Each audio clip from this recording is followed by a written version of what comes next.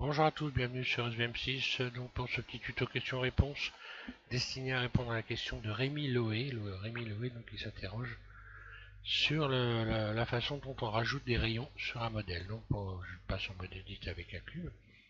Pour ajouter un rayon, il suffit de faire CTRL R et de positionner sa souris à l'endroit où on veut, plus ou moins à l'endroit bien sûr où on veut positionner le rayon. Donc là par exemple si je voulais positionner un rayon comme ceci, je ferai un clic gauche et après je peux déplacer le rayon à l'endroit où je veux le placer. Et puis un autre clic gauche pour le fixer à l'endroit où je veux le placer. Je peux faire CTRL R et faire tourner la roulette de ma souris et rajouter plusieurs rayons comme ceci. Et pour voir le nombre de rayons que j'ai rajouté, si je fais ça très rapidement, en bas à gauche de mon écran, on voit nombre de coupures.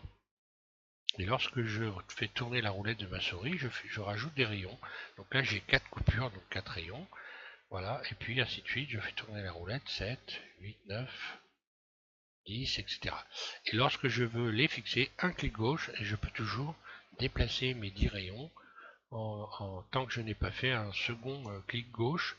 Voilà, je peux maintenant les placer à cet endroit-là, par exemple.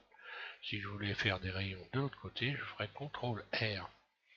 Je peux rajouter des rayons comme ceci, en faisant tourner la roulette de ma souris. Un clic gauche, je peux toujours donc déplacer mes rayons, et puis donc un nouveau clic gauche pour les fixer. Voilà.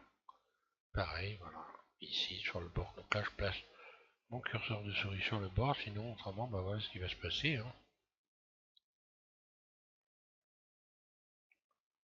Et voilà, deux clics gauche. Voilà, donc j'espère que tu as bien compris comment ça fonctionne, et puis autrement, si c'est pas le cas, on en reparle sur YouTube. Donc ok, voilà. Donc merci à tous de suivre SVM6. Pour ceux qui suivent, qui sont abonnés, donc en ce moment on fait des bateaux.